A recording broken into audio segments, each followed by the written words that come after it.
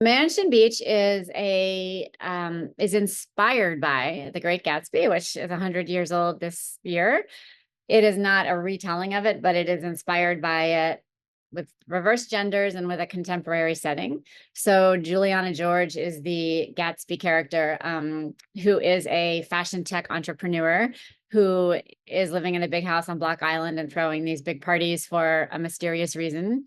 And her neighbor is Nicola Carr, who is a 30-year-old marine wildlife researcher who is sort of between jobs and doing an internship for the summer and intrigued by what's going on next door with all of these parties.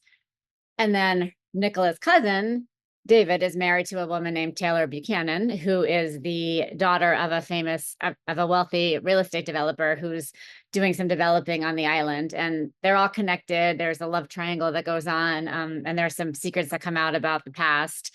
There's a dead body in the beginning, so part of the allure, hopefully, of the story is finding out whose body it is. So it's got a little bit of everything, but it is the origins of it. We're looking at The Great Gatsby and some of those themes of the American dream and wealth and class and how relevant they still are today, even 100 years after that book was published. I wish I could say I attended parties like that all the time, but I don't. And I don't even think, I mean, it will be interesting to see when the book comes out, but Block Island isn't known for that kind of party. That's more of a Nantucket scene or, the Hamptons. But I really wanted to set it there. So I had to sort of imagine that this sort of thing went on. I'm sure some people have big parties, but it's not really known for that kind of an opulent lifestyle, but I wanted to create it there. So I did a lot of did a lot of research. I think I Googled, events, and I looked at probably Pinterest boards of people's parties in the Hamptons and things like that. So sadly, it's not from any personal experience. Block Island, I do try to go to when I'm writing a book set there. I have been there many times. Last year, we spent a whole week there, which I had never done before in the summer. So I did ride my bike around and check out all the places that I wasn't sure if I had the descriptions right.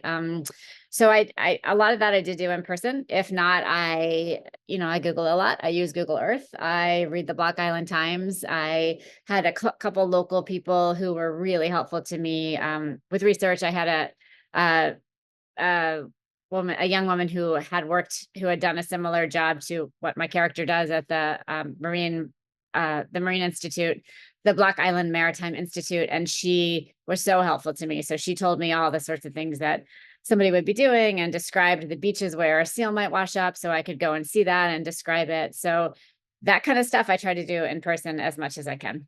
I remember that there's one scene that comes closer to the end of the book that's between Juliana and Taylor, who haven't had a reason to really talk to each other until later in the book. And I remember I wrote that scene really early. I rewrote a lot of this book, but I remember that scene sort of traveled through. So I always had, this is how these two women are going to yell at each other when they finally get the chance to do it. So I always had their different voices that way.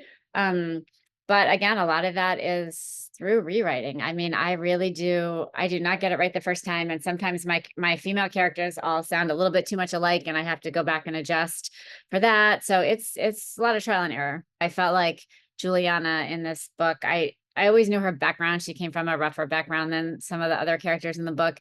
So I always knew that about her. I have a lot of flashbacks to her days at college when she didn't quite fit in socially or economically. And I always knew that about her. So that sort of drives who she is throughout the book.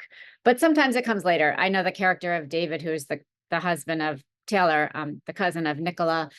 He was harder. I didn't have him at first. It wasn't clear what his motivations were. And I remember having to rewrite him many times and sort of sit down and think about, okay, what was he like in high school and what was he like in college and who is he now? One thing I'm good and bad at is I don't always have a person be all bad. And in some ways, I think that would be easier because I think that makes for a more clear story. And then you're like, yay, this person should die or this person should do this. But I'm really interested in, okay, thought we didn't like this person, but then we find out this about them. We find out that they went through this. We get their point of view. So I think that multiple point of view writing is what I seem to come back to again and again, but I think that's why I like it. Even in life, I think I'm sort of always interested in, oh, okay, what's that person's story, even if I'm never going to see them again. I kind of like that. And I like thinking that we don't like somebody and learning that we actually do. So I think it would be a lot easier if I had a villain. And they got what they deserved in the end, and that was it. But I have never managed to do that.